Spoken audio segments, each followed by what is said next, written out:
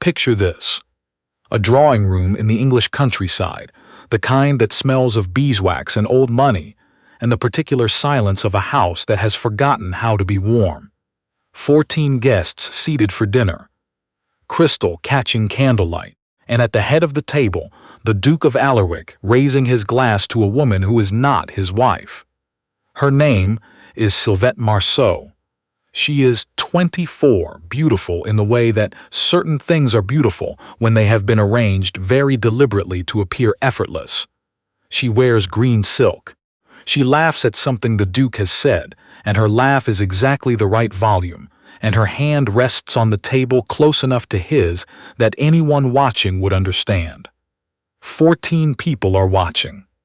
Across the table, in the chair she has occupied at this dinner for 6 years, sits Imogen Allerwick, the Duchess. She is holding her wine glass with both hands, not drinking, watching her husband look at another woman the way she had once believed he might someday look at her. She sets the glass down. She picks up her fork. She says something gracious to the woman on her left about the fish course. Nobody at the table will forget it. Not the way she said it. Not the fork. Not the smile. Not the absolute and impenetrable composure of a woman who has just understood something she has been not understanding for a very long time. But here is what none of them knew. Here is what Imogen herself had only begun to realize, sitting in that candlelight with the fish going cold on her plate. She was not broken. She was done. And those are not the same thing at all. Imogen Hearthstone had been 22 when she married Calloway Allerwick, the 9th Duke of Allerwick, on a clear September morning in the chapel on her father's estate. She had worn her mother's pearls and carried white roses from the greenhouse, and she had believed, she had genuinely, completely believed, that this was the beginning of something extraordinary. It was not a love match in the way that novels described love matches. She had known that going in. Calloway was handsome and titled and possessed of an easy authority that made rooms rearrange themselves when he walked into them. She was the daughter of a viscount who had managed his lands well and left her a respectable dowry, but nothing spectacular. The match made sense on paper. She had been willing to let it make sense in practice. What she had not anticipated was the quiet, not the comfortable quiet of two people at ease with each other. The other kind, the kind that grows in the space between a husband who is present in body and absent in every other sense, and a wife who keeps rearranging the furniture of her life, trying to find the configuration that will finally make him stay. She managed Allerwick Hall the way other women might manage a military campaign. Methodically, without complaint, with a thoroughness that left nothing to chance. The house was immaculate. The tenants were attended to. The accounts were accurate to the penny. When guests arrived, they found fires already lit in their rooms and fresh flowers on their dressers and menus that had been planned around their preferences, which Imogen had quietly established in advance. Everyone remarked on it. What a remarkable household! What a capable duchess! What an extraordinary woman! Calloway did not remark on it. Calloway ate his dinner and rode his horses and spent long stretches in London for reasons he described as estate business, and that Imogen had stopped asking about, because asking required an answer, and the answers she was beginning to construct in the quiet hours of her own mind were ones she was not yet ready to hold. Then came the dinner in October. Then came Sylvette Marceau, and something shifted. Not dramatically, not with tears or accusations or the slamming of a door. Something much smaller and much more permanent. Something behind her sternum, like a lock turning over. She had picked up her fork. She had spoken graciously about the fish. She had finished the evening with the composure of a woman who has been practicing composure for 6 years and has become very, very good at it.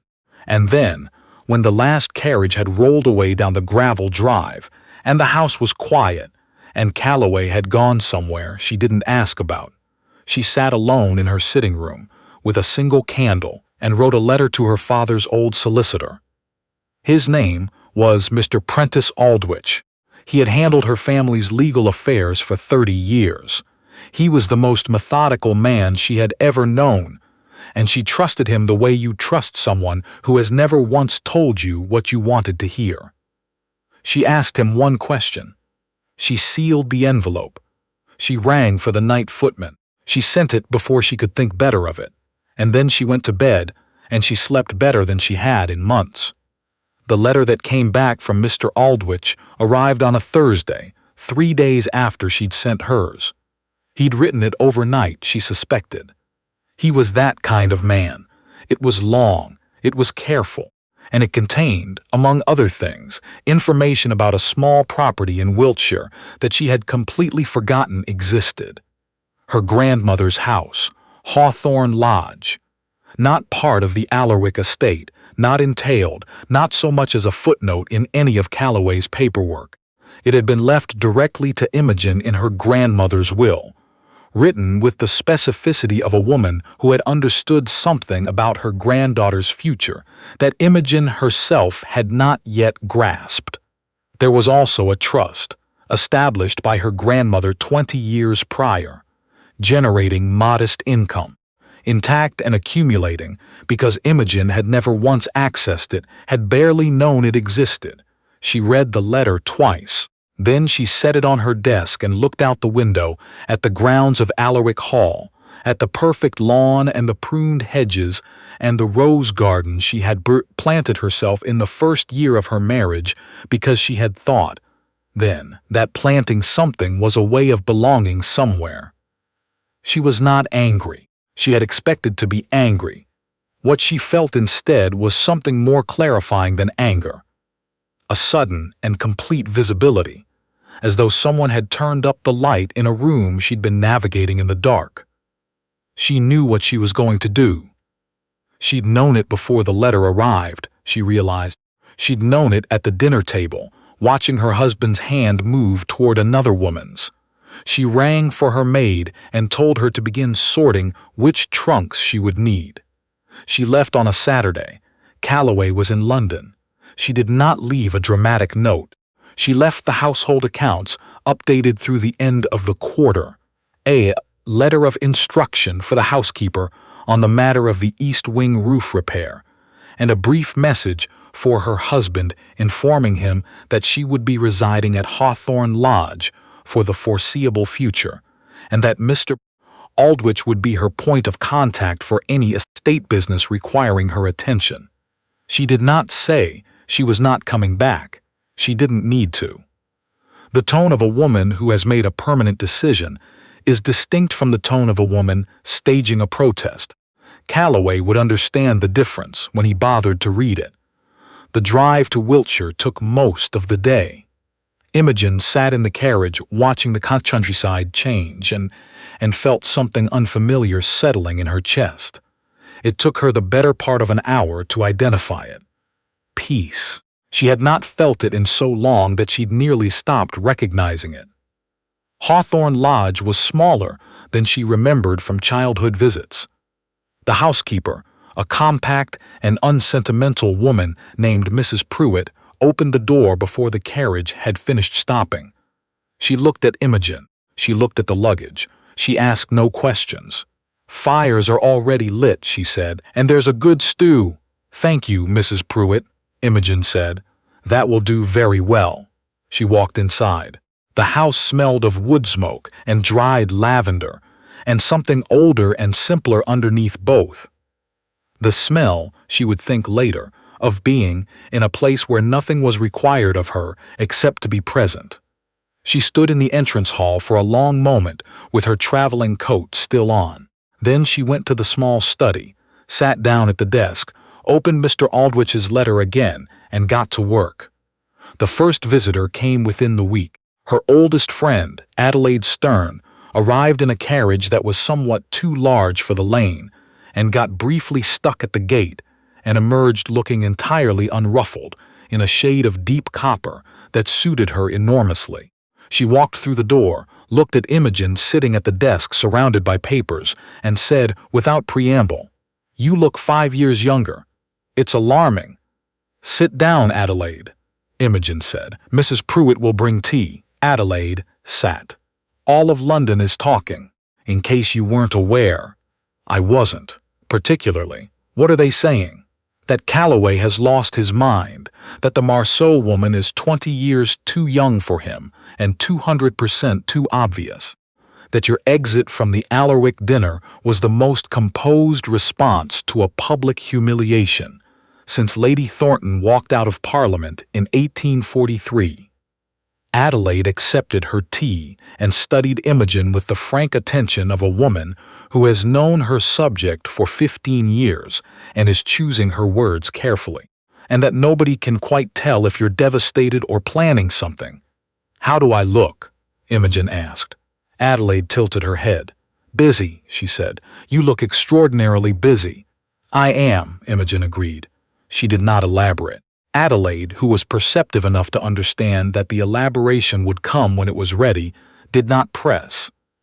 But she came back the following Tuesday, and the Tuesday after that. Others came too, women from the county, some she knew well and some she barely knew at all, arriving with thin pretexts, returning borrowed books, asking after her kitchen garden, wondering if she'd heard about so-and-so's daughter. They stayed for hours. They ate Mrs. Pruitt's ginger biscuits and sat in the warm study and talked about their lives in a way that Imogen recognized, because she had felt it herself, the particular relief of being in a place where you did not have to perform. She received them all.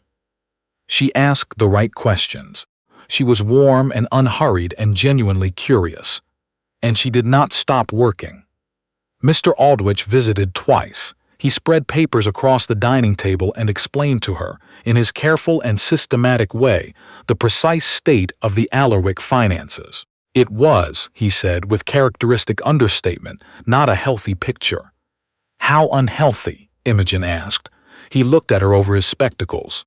In 31 years of practice, he had delivered difficult news to a great many people, and he had never delivered it to anyone who sat quite as still as the woman in front of him.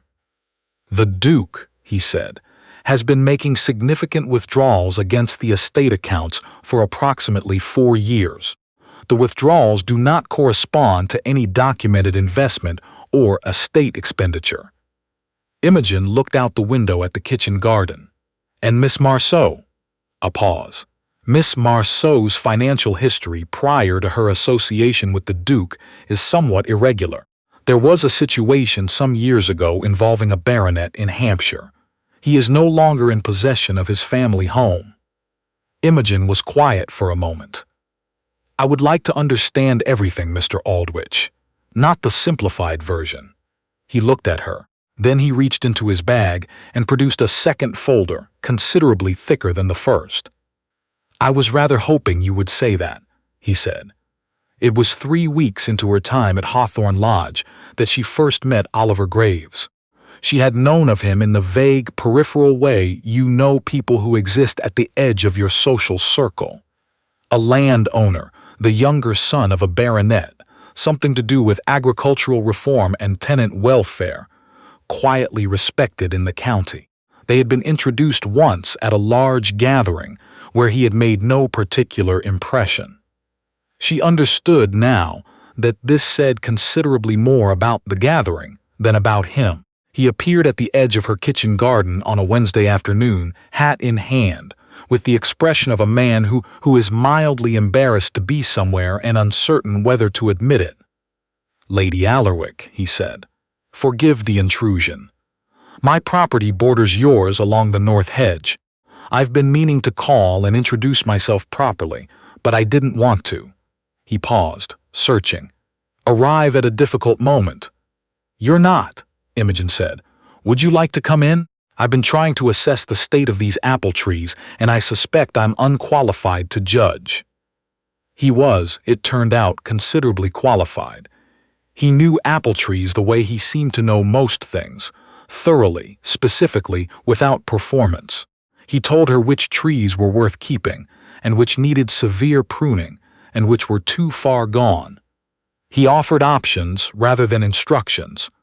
and then he stopped and waited while she considered.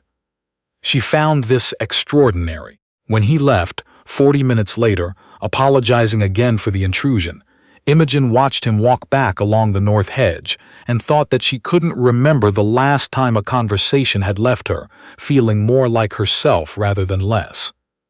She went back to her desk. She picked up her pen. From Allerwick Hall, 60 miles away, a letter was already en route. Calloway was coming. He arrived on a Thursday afternoon, without sending word ahead. Imogen recognized this as intentional. He had expected to find her undone, sitting in a darkened room somewhere, waiting to be retrieved and reassured. He had spent the drive preparing for a particular kind of conversation, the kind where he managed her distress with a combination of authority and charm that had, in the past, proven effective. He found her instead in the kitchen garden with her sleeves rolled to the elbow, deep in conversation with Mrs. Pruitt about the late-season vegetable beds. Her hair was pinned up with the efficiency of someone who had not spared a single thought for her appearance this morning, which he recognized correctly meant she had not spared a single thought for what he would think of her appearance. He stood in the lane waiting for her to notice him. She finished her conversation. She buttoned her cuffs. She walked to meet him. "Calloway," she said. He looked at her the way a man looks at something that has moved without his permission. "Imogen, you look." He stopped. "Well," she suggested pleasantly, "come inside. Mrs. Pruitt will bring tea."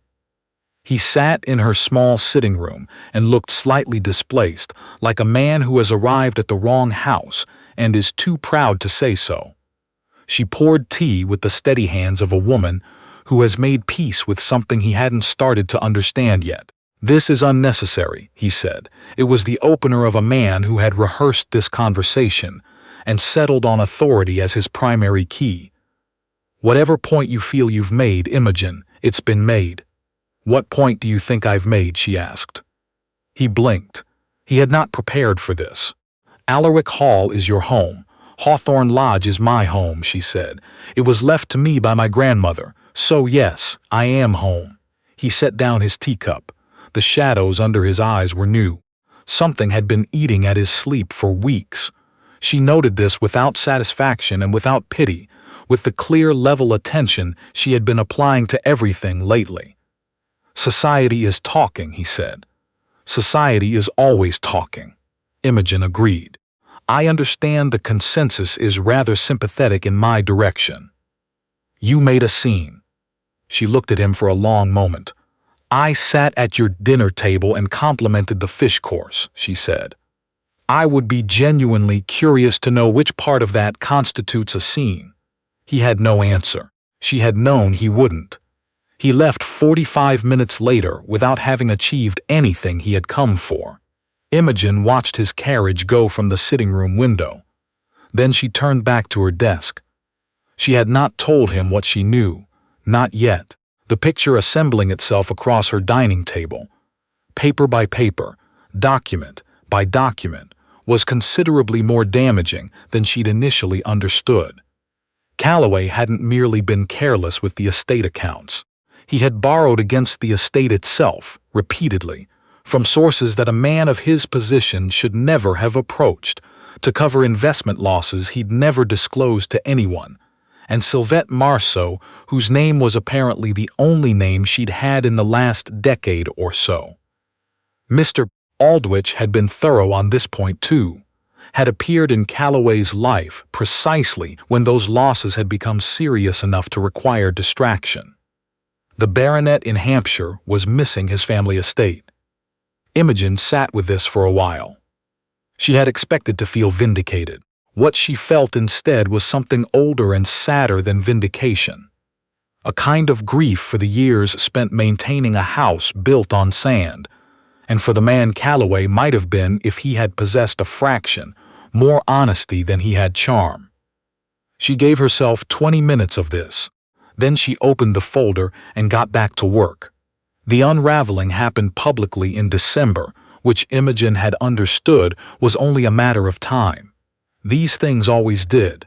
It began at Lady Forsyth's card party, where Sylvette Marceau arrived in a gown of extraordinary gold and positioned herself with the confidence of a woman who has recently been told she has secured her position. She had not noticed, could not have noticed, because she had been too occupied with the deteriorating situation at Allerwick Hall to track the social weather with her usual precision, that certain questions had been circulating in London drawing rooms for the past 3 weeks. Who is she, exactly? Where does she come from? And what happened to Sir Gerald Havelock of Hampshire? Lady Forsyth was 73 years old, had outlived 2 husbands and 3 government ministries, and did not trouble herself with tact when directness was more efficient. She looked at Sylvette across the card table with the pleasantly inquiring expression of a woman asking about the weather. "Miss Marceau," she said, "I have been trying to place you. Wasn't there something some years ago in Hampshire concerning a Sir Gerald Havelock?" The table went quiet. Sylvette smiled.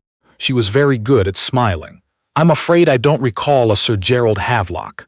"How peculiar," Lady Forsyth said, arranging her cards. "He recalls you quite clearly. It was a small thing, a question, a pause, a smile, nothing provable, nothing actionable. But the rooms of London ran on exactly this kind of fuel, and by the following morning the question had spread and multiplied and attached itself to other questions that had been quietly accumulating for weeks." Calloway heard the whispers. He heard them the way a man hears approaching weather, first as a vague pressure, then as something that could no longer be ignored. He went to Sylvette. She was reassuring. She was warm. She was entirely plausible. He believed her for approximately 5 days. Then the letter arrived from his primary creditor. He read it twice. He poured a drink. He poured another. He went to Sylvette and told her about the letter because there was no one else he trusted enough to tell. And he understood with sudden and unpleasant clarity that this condition, having no one else, had descended upon him slowly over the past several years, and he had not noticed until now. Sylvette listened with great warmth. She took his hand. She said she had been thinking her friend, Lord Bramwell, had been asking for an introduction, very wealthy, expressing interest in investment opportunities. Calloway looked at her. Something shifted, some slow and reluctant recognition moving in behind the charm, the habit, the months of telling himself what he wanted to be true. "You want me to introduce you to a wealthy lord," he said slowly. "I want us to solve our problems together, darling." He thought about Sir Gerald Havelock. He thought about Imogen sitting across from him in that small sitting room, asking him what points she had made, genuinely curious, as though his answer mattered, as though he were worth the effort of a real question. He set down his drink. He picked up his pen. The note arrived at Hawthorne Lodge on a Wednesday. Imogen was at her desk, which was where she was most mornings now, the work having shifted in character from defensive to constructive. The difference, she'd thought, between building a wall and building a house. The note said, "Imogen, I think we should talk properly. This time I mean it." She read it once. She set it down. She looked at it for a moment. Then she wrote back, in her clear and even hand. "Then come properly, Calloway. Send word ahead. Mrs. Pruitt will prepare lunch." He came the following Tuesday. Before he arrived, she put away every document on her desk. Not because she was hiding them. She knew them well enough. She knew them by now that she no longer needed them in front of her, but because she was not going to have this conversation at the level of paper. She was going to have it at the level of truth. Oliver Graves, walking his north boundary that same morning, had seen the carriage turn into the lane and paused at the hedge for a moment.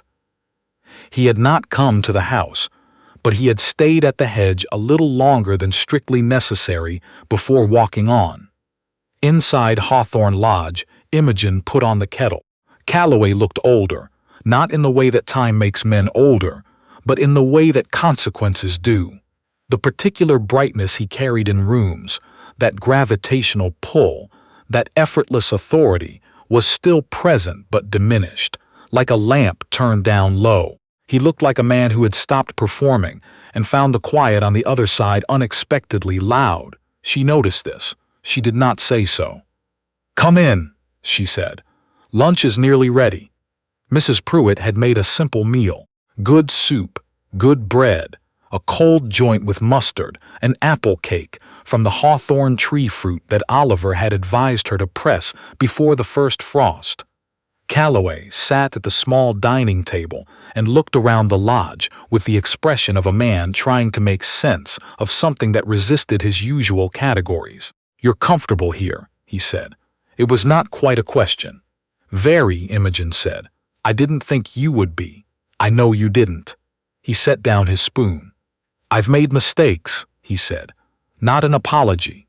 The threshold before an apology, the admission of the fact before the admission of the feeling. With the accounts, with certain decisions." He did not say her name. Imogen noted this.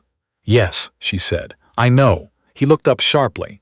"What do you know?" "Enough," she said. "Mr. Aldwych is thorough." Something moved through his face, shame and defensiveness arriving simultaneously and fighting for precedence. Shame won, narrowly. "You've been investigating me." "I've been understanding my own situation," she said, with complete evenness, "which required understanding yours. I should have done it years ago. That's on me as much as anyone." He was quiet for a long moment. Outside, a thrush was engaged in urgent business in the kitchen garden. The fire was warm. The house had the quality that Allerwick Hall with its 40 rooms had never quite achieved. It was genuinely itself, not impressive, simply real. "I want you to come back," he said. There it was. She had known it was coming. "Why?" she asked. He blinked. "What? Why do you want me to come back?" "I'd like to understand what you mean by it." He had prepared for refusal. He had prepared for tears and bargaining and accusations, the full range of responses that a wronged wife might be expected to produce. He had not prepared for a woman who simply wanted to understand his reasoning. "Because you're my wife," he said at last. "I am," she agreed, "and I have been for 6 years while you were otherwise occupied, so the fact of it doesn't feel sufficient on its own. What would be different? Silence." "I'm not asking to wound you," she said. Her voice was not unkind. She had worked to remove the unkindness from it, not for his sake, but for her own. She'd discovered that clarity and bitterness could not comfortably share the same space, and she preferred clarity. "I'm asking because it's a real question." He looked at his hands, at something that wasn't quite visible. And then, for the first time in 6 years of marriage, she heard something completely unguarded in his voice, something that had not been polished or calibrated or aimed at any particular effect. "I don't know," he said. She sat with that for a moment. It was, she thought, the truest thing he had ever said to her. "That's the most honest thing you've said to me in a very long time," she told him quietly. He came to it eventually, the offer. It was practical in the way that all of Calloway's arrangements were practical, stripped of performance because he had nothing left with which to perform. Come back to Allerwick, resume the household. The estate needed stability. The creditors would settle. The situation with Thistlevet was resolving itself. In exchange, he searched for the word, present. Imogen listened to all of it. She gave him the full courtesy of being genuinely heard. Then she said, quietly and without triumph, "No." He stared at her. "I'm not coming back to Allerwick Hall," she said. "Not on those terms, not on any terms that look like the past 6 years, not because I want to punish you. I don't, and punishment takes more energy than I want to spend. But because returning to what we had would require a level of dishonesty that I find I've exhausted my supply of. I've used it all up." "Then what do you want?" He said it with the raw edge of a man who has run out of moves. "Tell me." "I don't want anything from you," she said, and the simplicity of it seemed to reach him like something physical. "That's precisely the point. I have what I need. I have this house, and my grandmother's trust and my own mind, which turns out to be quite a capable one when given the chance to function freely. I don't need you to give me anything. I need you to understand that." He sat across from her looking, for the first time she could remember, genuinely lost, not performing loss, actually lost. The surfaces were gone, and underneath was someone who had never learned what to do without them.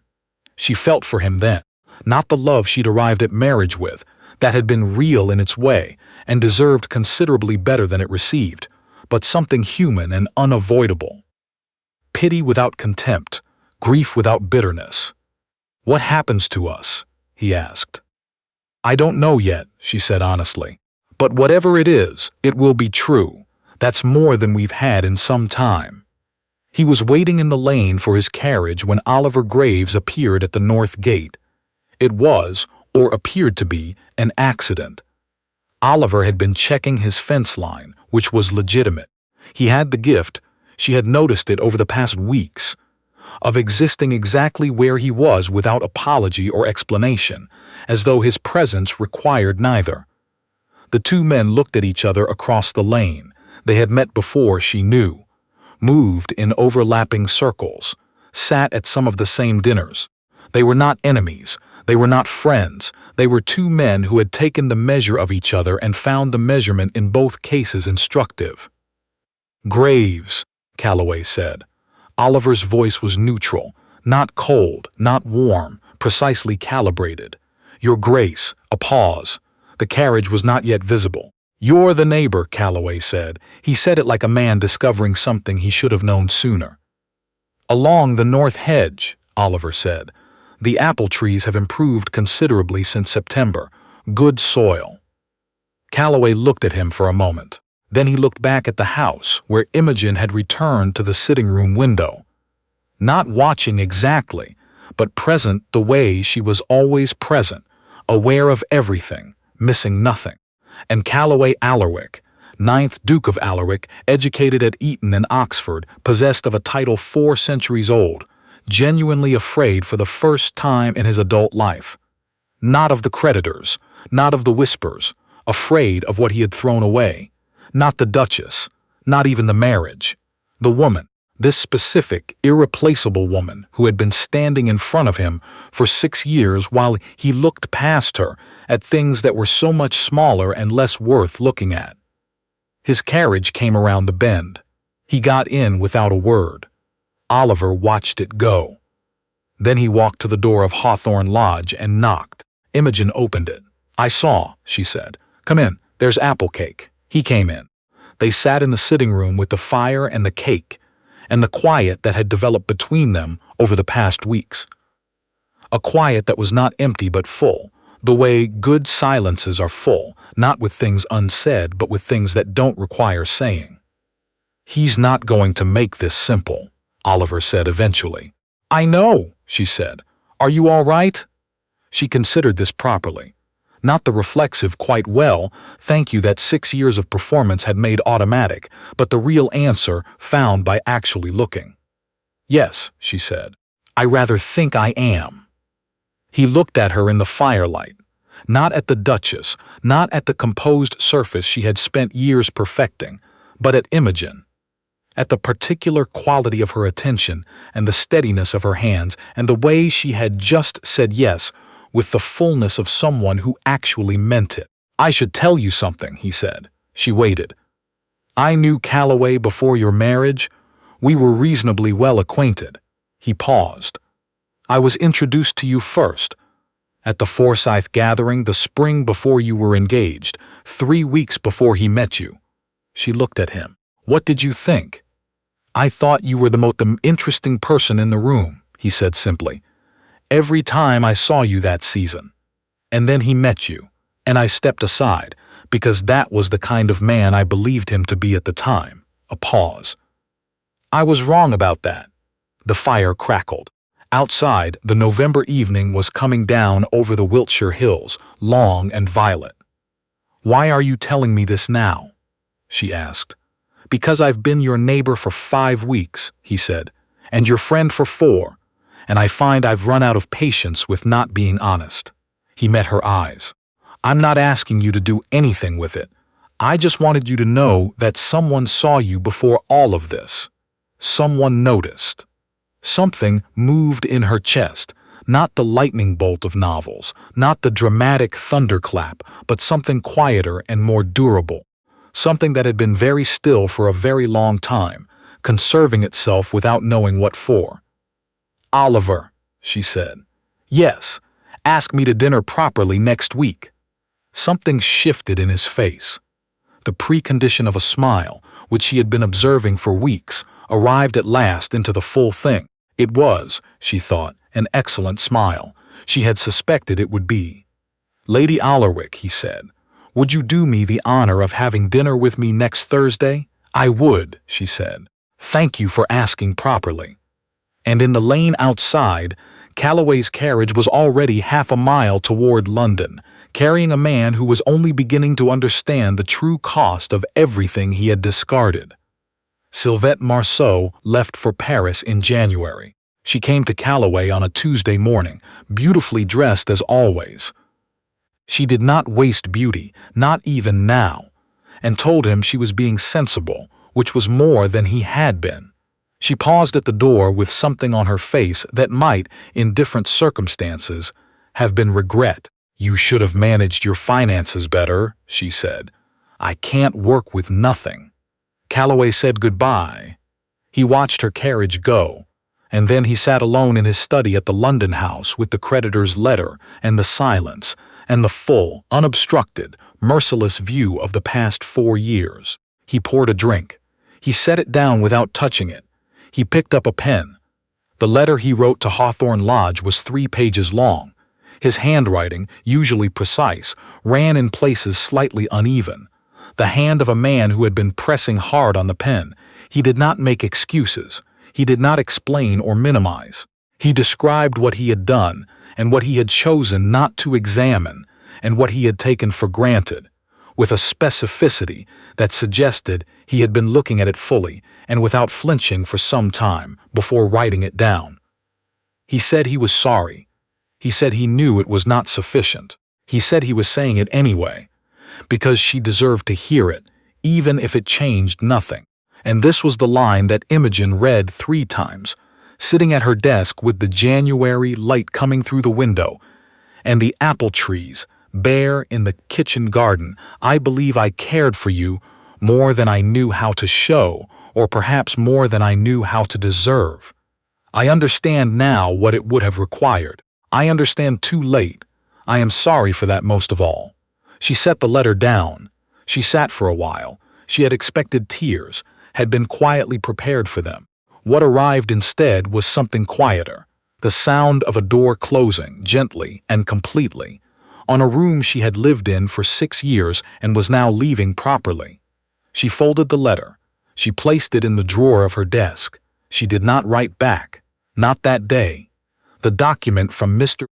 Aldwych arrived the following week, a formal separation agreement, separate maintenance, separate residence, full control of her own finances and property, everything that mattered, in practical terms. All it required was her signature. She looked at it for a long time. Outside, she could hear Oliver in the kitchen garden. He had come that morning to look at the drainage along the north boundary, which had been causing problems, and had stayed, as he often stayed, moving quietly around the property doing useful things and asking for nothing in return. She put down the pen. She walked to the window. "Oliver," she called. He appeared from around the far apple tree, looking up. "Come inside," she said. "I need to think out loud. Mrs. Pruitt has made biscuits." He came inside. They sat at the dining table with the document and the biscuits, and the quiet between them that was never empty. And she told him what she was thinking. All of it.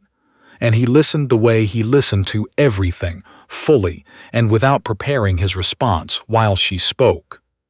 He asked 2 questions. They were the right 2 questions, and by the end of the afternoon she understood exactly what she was choosing and why. She signed it the next morning. Not dramatically. She sat down after breakfast, read every page with the attention it deserved, and signed her name in the clear, unhurried hand of a woman who knows precisely what she is doing. Imogen Claire Hartstone, as she had been, as she still was underneath everything else. She sealed the envelope. She sent it to Mr. Aldwych with a brief note. Then she stood up, put on her coat, and went out to the orchard. It was a cold morning. The apple trees stood bare and patient in the January light, waiting.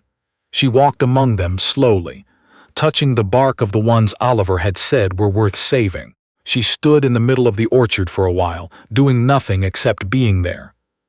Then she went inside and got back to work. The letter that would change everything arrived in April. Not from Calloway. Not from Mr. Aldwych. From her brother's solicitor, about the estate that had been meant to come to her. She had known for years that Hartstone Park, her father's estate, the one she had grown up in, the one she had believed since childhood would someday be hers, had passed entirely around her when her father died, routed through a trust structure that none of them had fully examined until it was too late. She had accepted this. She had folded it into the long accounting of the things she had not been given and moved on. What she had not known, what no one had thought to look for, was that the trust structure contained an error, a small one, documented in a codicil that had been filed and forgotten in 1887 in a solicitor office in Bath by a man who had since died and whose files had sat untouched for 30 years. Mr. Aldwych had found it. Of course he had. She read his letter standing at her desk because she had not thought to sit down. Then she sat down. Then she stood back up and read it again. The error did not restore Hartstone Park to her. Nothing could do that. The estate had passed legitimately, even if unintentionally, and the law was what it was. But the codicil established something else, a secondary trust, small but real, that had been generating income for 30 years in her name, administered by a Bath solicitor, who had assumed someone else was handling the notification and who had, consequently, never notified anyone at all. It was not a fortune, but added to her grandmother's trust, to the income from Hawthorne Lodge's tenant farmers, to the modest but a steady accumulation of 6 years she hadn't touched. It was independence. Not the precarious, dependent on someone else's goodwill variety she'd had for 6 years. The real kind. She set the letter down. She looked out at the apple trees, which were beginning, just beginning, at the very tips of the branches, to show the first faint swelling of blossom. "Oliver," she said aloud, to no one. She picked up her pen and wrote him a note. She sent it with the afternoon post. He appeared at her door an hour later, slightly out of breath, his hat still on. "Sit down," she said. "I have something to tell you." He sat, she told him. She watched his face as she spoke, the focused attention he gave to things that mattered, the way information moved through him not toward reaction, but toward understanding. "What will you do with it?" he asked when she finished. "I've been thinking about that," she said. "I would like to fund a school for girls in the village, reading, writing, arithmetic, history, the kind of history that doesn't pretend women weren't there." He looked at her. "There's a disused outbuilding on the south corner of your property," he said. "Good bones. It would take a few months of work." "I know," she said. "I was rather hoping you might know someone." "I might know the right person," he said. He looked at her with the particular directness that she had understood over the past months was simply his nature, not a performance of honesty but honesty itself, consistent all the way through. "Imogen, I should like to ask you something." She waited. "I would like to court you properly," he said, "with full knowledge of your situation and without any expectation of speed or resolution. I'm not asking for anything you're not ready to give. I'm asking for the chance to keep being exactly this, a gesture between them, taking in the papers on the desk and the window and the apple trees and the afternoon. With intention, with honesty about what it is." She looked at him, Outside, the April light was long and clear over the Wiltshire hills. The apple trees were beginning to wake. The school didn't exist yet, but she could already see it. The outbuilding with new windows and a proper fire and a globe in the corner, and 12 girls learning that the world was considerably larger than anyone had yet told them. She thought about the woman she had been at 22. She thought about what she understood now that that woman hadn't, about what clarity cost, and what it was worth, and what it felt like to stand in your own life without performing it for someone else's approval. Yes, she said. On those terms, yes. Something shifted in his face. That smile, the full one, arriving and staying. It was, she had thought from the first time she saw it, a very good smile. Thank you for asking properly, she said. It matters more than most people understand. She signed the documents for the school in June. Oliver converted the outbuilding through the summer, quietly and without fuss, the way he did everything. Mrs. Pruitt declared the finished result better than anything in the village, and donated 2 tables from the back of the house without being asked. The teacher Imogen hired was a young woman named Miss Calder, 23, the daughter of a local schoolmaster, possessed of a precise and energetic intelligence, and a patience with children that was not performed but genuine. Mr. Aldwych had found her through channels Imogen was increasingly convinced were supernatural. The school opened in September. 12 girls, ages 7 to 15. On Tuesday mornings, Imogen taught them history. Not the history of kings and campaigns. They could find that in any book. The history of women who had done things, who had built things, who had decided, in circumstances far more constrained than anything these girls would face, that the world owed them the chance to be visible. She loved those Tuesday mornings with a completeness that surprised her every time. Calloway wrote to her twice in the autumn, not to reclaim anything, not to revisit what had been, to report as one reports to someone whose good opinion one is genuinely working to earn, that the tenant cottages had been repaired, that the drainage scheme Oliver had recommended was producing results, that he had sold the London house and consolidated at Allerwick Hall, and found, somewhat to his own surprise, that a smaller life required a greater attention, and that the attention was not as uncomfortable as he'd expected. She wrote back both times, briefly and warmly. She wished him well. She meant it completely. Oliver asked her to marry him on a Wednesday in October, standing in the orchard exactly where she had stood in January watching the bare trees. He asked the way he did everything, directly in his own words, without theater. He told her he loved her. He said it the way a man says it when he has been paying close attention for a long time, not to the Duchess, not to the story that London had made of her, but to her, to the way she asked questions, to the precision of her thinking, to the particular quality of her attention when she was listening to something that mattered. "I know your independence was hard won," he said. "I would never ask you to set it aside. I'm asking to add to it. I'm asking if you'd like a partner, beside you, not in front of you, not behind you." She stood in the October orchard and looked at him for a long moment. She thought about the woman she had been at 22, walking down an aisle in her mother's pearls believing she was the luckiest woman in England. She thought about what luck actually was, not circumstances, but something internal. A quality of honesty, a willingness to keep going after the first thing you built turned out to be the wrong thing. She thought about the apple trees, which had bloomed in April in an extravagance of white blossom that had lasted 3 weeks, and made her stand in the middle of the orchard one morning feeling something so complete and uncomplicated that she hadn't had a word for it at the time. She had a word for it now. "Yes," she said, "I would like that very much." They were married in December, small, quiet, entirely themselves. The lodge and the orchard and the people who actually mattered which turned out to be fewer and more precious than anyone she had spent 6 years trying to impress. Adelaide wept throughout and claimed afterward that she hadn't. Mr. Aldwych attended with the expression of a man whose work was complete and who was satisfied with the quality of it. Mrs. Pruitt made a cake that was discussed in the village for the better part of a year. On a Tuesday morning the following autumn, Imogen Graves sat at her desk in the study at Hawthorne Lodge and looked out at the orchard. The trees were bare again, patient, waiting, already preparing what they would give in spring.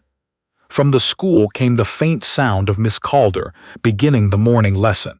Oliver was somewhere on the property doing something useful, as he always was. On her desk were 3 essays from the older girls, written on the subject of women they admired.